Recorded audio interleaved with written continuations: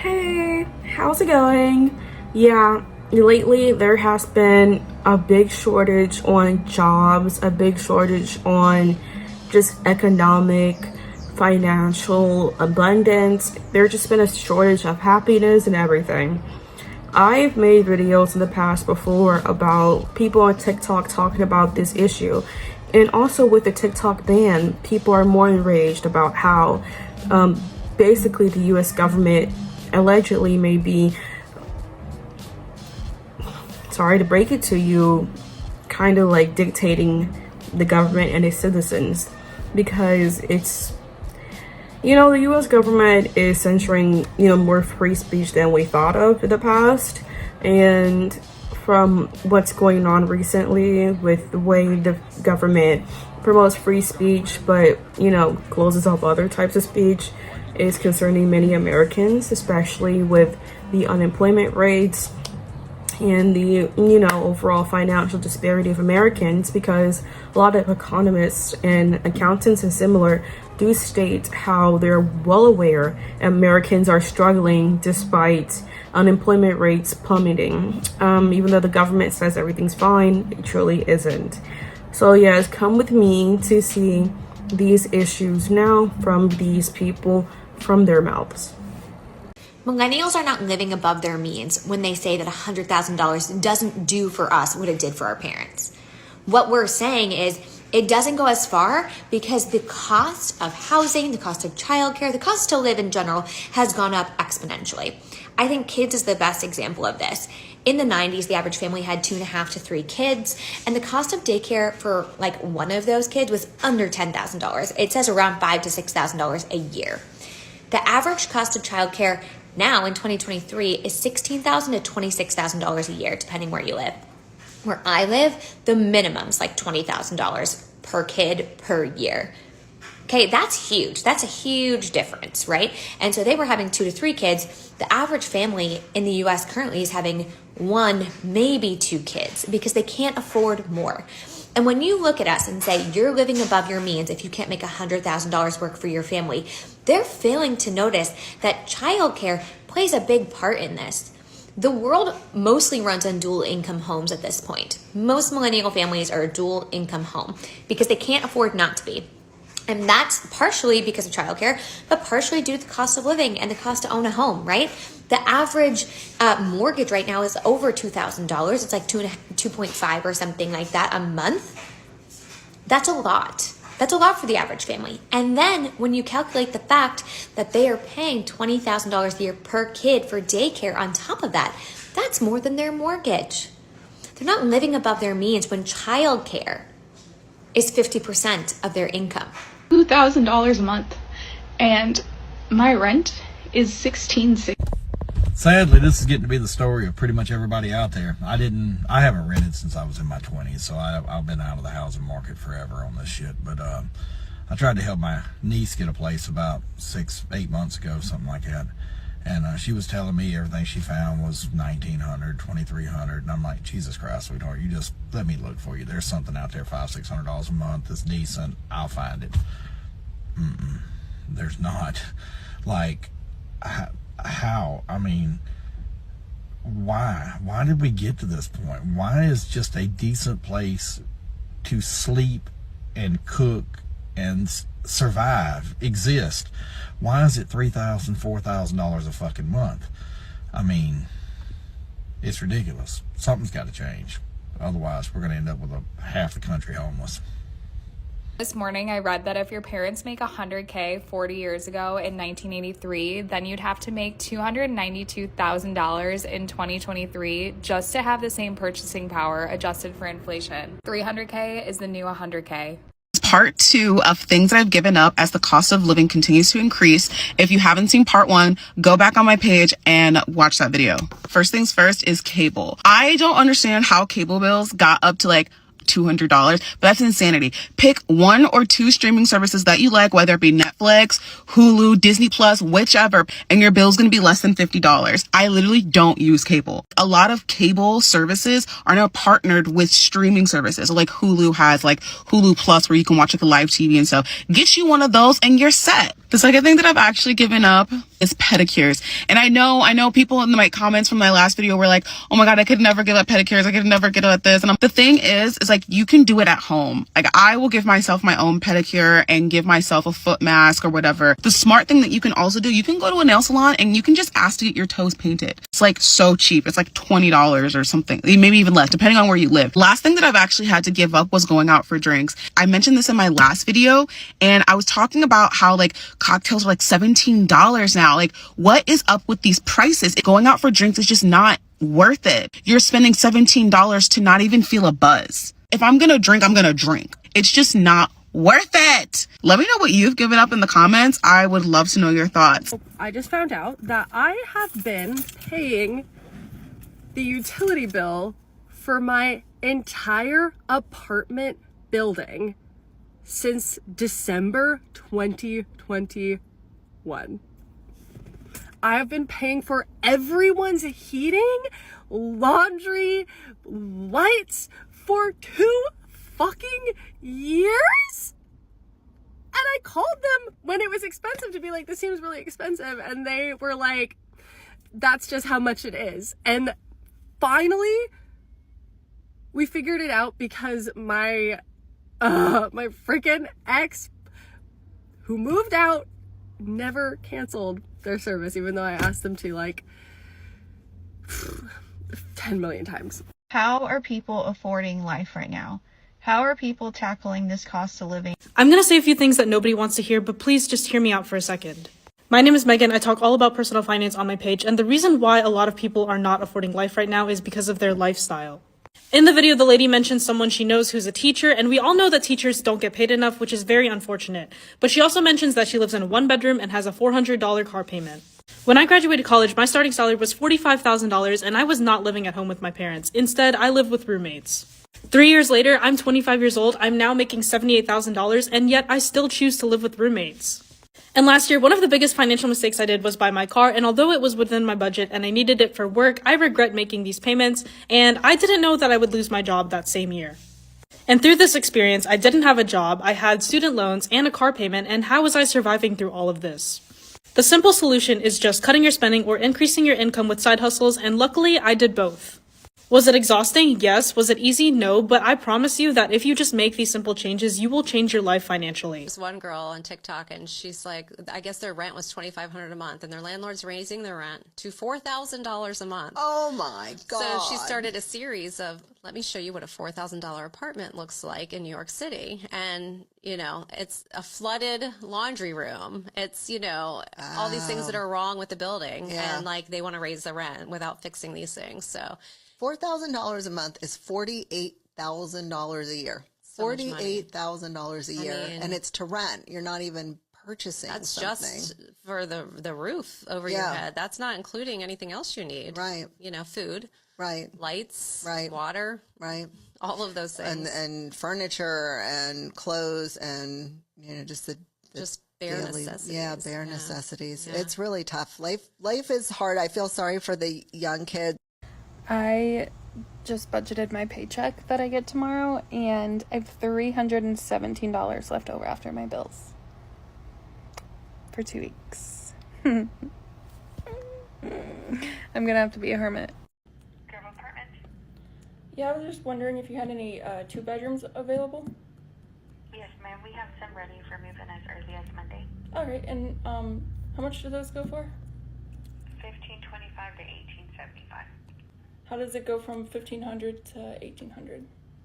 Depending on the phase that you apply for. Okay, so like the older ones and the newer ones. Yes, ma'am. Okay. All right, thank you. Well, now I know that it's raised for everyone, but that's ridiculous. That is way too much. And they're just raising the prices around here to get as much basic housing allowance from the military as possible, because we're right outside the base, and it only used to be $1,300 here. So why is it different now? People with money need more money, I guess. I guess that's what life is now. So I'm going to be looking for a new apartment soon. I'm already picking places where I want to live, and I'm going to have to get a different job. I'm going to have to uproot and just go because it's too expensive here. And that's my plan. It is so sad that people have to go through this. I'm grateful and lucky enough to not be able to worry about this.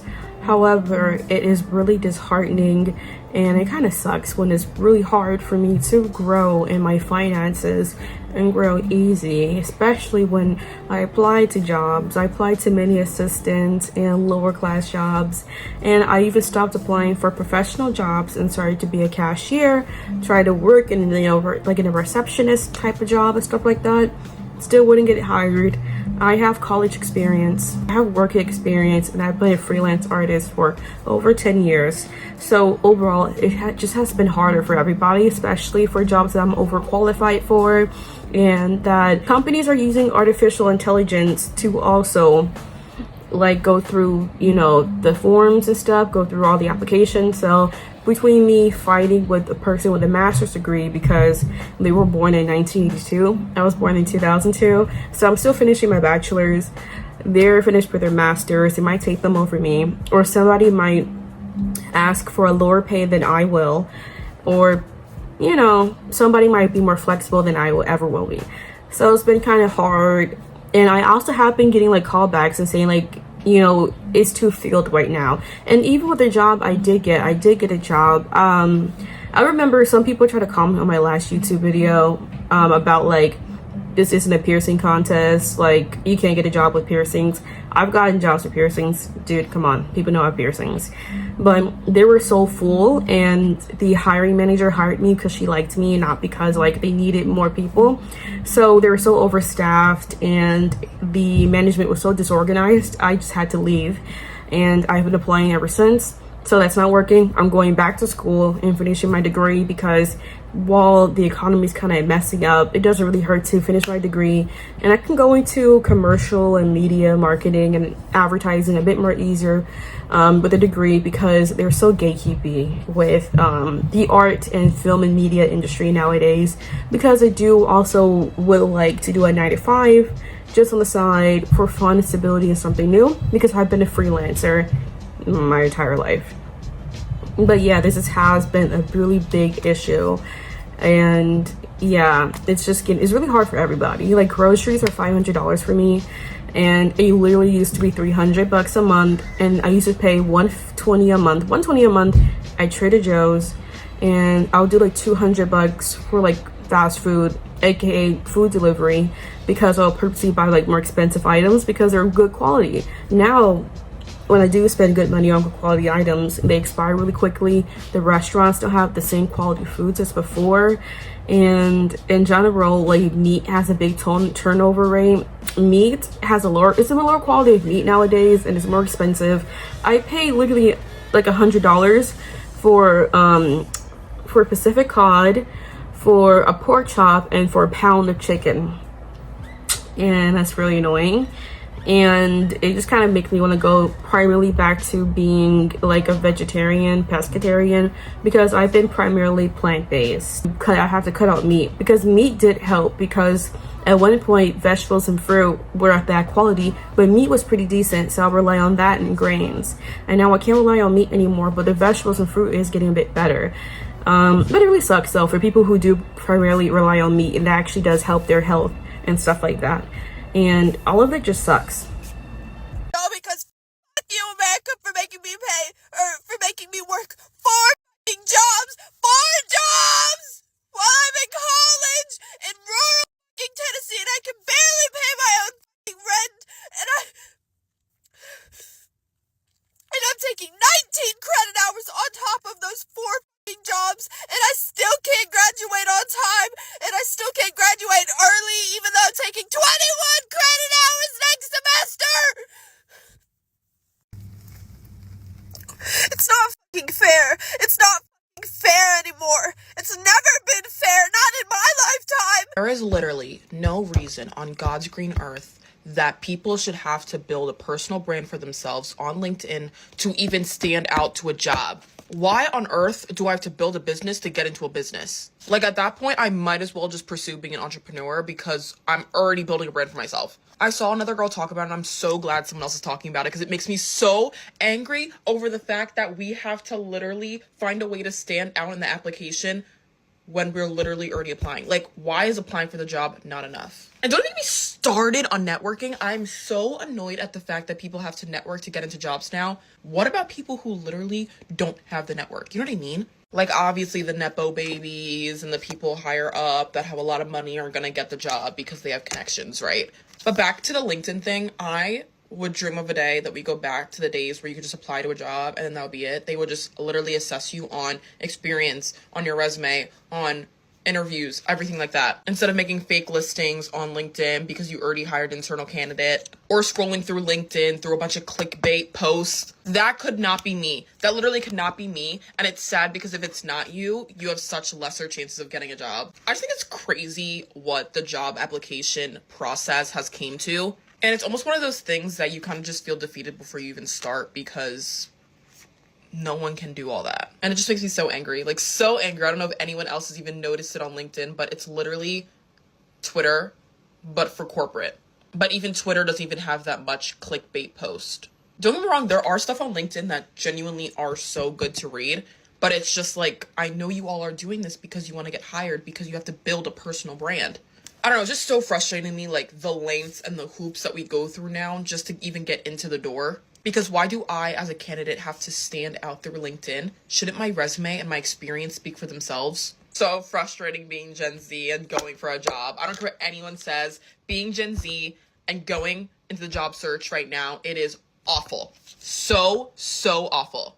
Don't offer job hunting or interview tips anymore because they don't work. Not in this job market. Same things that used to work even just a few years ago in this job market, and your interviews, in your job hunt, a lot of them do not apply anymore because people, even with high degrees, aren't able to find jobs. In this job market, you're lucky to hear back if you didn't get the job, let alone hear back about actually getting an interview. And if you get an interview, there's so many people that are playing games and putting people through several rounds of interviews only to not hire them.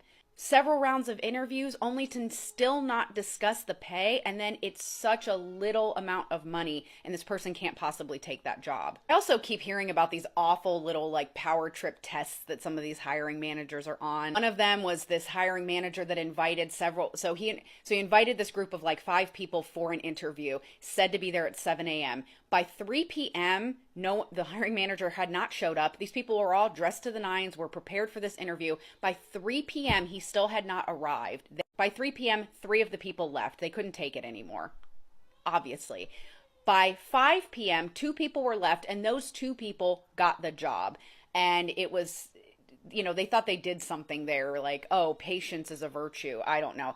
No, all that was telling them is that they really want a doormat on their team. These jobs, I'm going to say this right here. These jobs are not really hiring. This is all a front, and I don't know what they're putting on a front for. I don't know why y'all telling people, oh, apply now, y'all hiring, or come to this job fair, y'all hiring, if it's a lie. And somebody has to pay for the time that I just wasted. I just wasted an hour and 20 minutes of my life going to a job fair. It was not a job fair. I was the only person dressed up, okay? I have on shoes, dress shoes right now. I was the only person dressed up. Everybody else looked like they rolled out of bed. I pull up. They said it was a job fair. You get there, and they changed the flyer to say employer presentation. What is an employer presentation? They just wasted my time. I don't care. Are you hiring or not? And are you paying me some good bread or not? Employer presentation. What is that? I never heard of that. And I've been working since I was 15. I've never heard of this. Basically a PowerPoint of what the company's about. I could have looked that up online. Company's whack, by the way. But I could have looked that up online. That just pissed me off. And a guy talked for 1 hour about a company. Bro, we don't really care. Are you hiring? I don't think anybody really cared. And I could tell I wasn't supposed to be in that room because everybody in there was way older than me. Like, way older than me, and not in a good way. Why is it so hard to find a bloody job? I've been looking for 3 months, and I've had 1 interview. Out of all the places I've applied, I've had 1 interview, and no, it didn't go anywhere. Like, but what do I need? Like, do I need a PhD? Do I need, like, what more do I need when I'm applying for jobs and I'm fully qualified for and overqualified for? And I asked one person, I'm like, hey, just wondering, like, because I fit all the qualifications, what do I need to get an interview for this level job? And he said something like, oh, well, yeah, you meet the qualifications, but we're to take applications as a whole. And there are people who are just like at a different level or something than you. And I'm like, what do they have that I don't? And like, I understand that people don't want to like train people and they just want to throw them in. But like, every job has some sort of training. Like, you need to get to know their filing system and like how they do data. Like, it's not like I'm like going to take months to be able to jump on. Like, just like, I know multiple kinds of software. I was a secondary IT person for my old job. I know multiple languages. What else do I need to find a job in my field? And I'm not even looking for like a particular high paying job. I'm looking for an entry level job. And I have like 4 years of experience. And now most companies are asking for pre-screening. So that's before you even get an interview. And someone calls you and they just like go over your resume with you. And I'm like, why do you think, like, someone asked me, like, do you have any additional certifications? I'm like, yeah, under the additional certification section on my resume, it lists my additional certifications. Like, read my cover letter. That is why I spent 5 hours on it to apply to this job. Like, I understand that employers want the best possible person to work for them, but what more do you want? I think one of the hardest aspects of job searching that I don't hear people talk about as much is actually finding a job that you actually want to apply for and that you're actually excited about and is aligned to your experience level.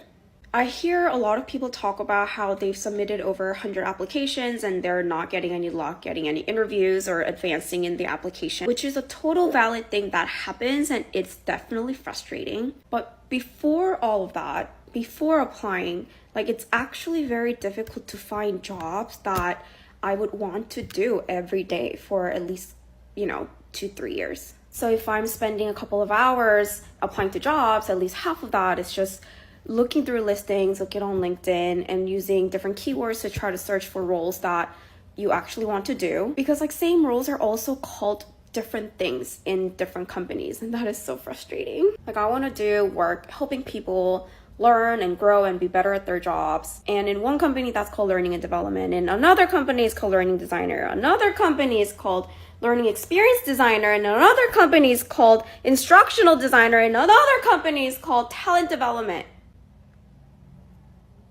Or something completely different. So good luck, those of you job searching. We got this. But yeah, what do you guys think? Leave a comment below. Make sure to like, comment, and subscribe. Let me know what you think. I hope you have a great rest of your day. I do hope you do improve your life. I hope everything goes best. I hope everything goes great for you. And I'm doing well, so thank you. Bye.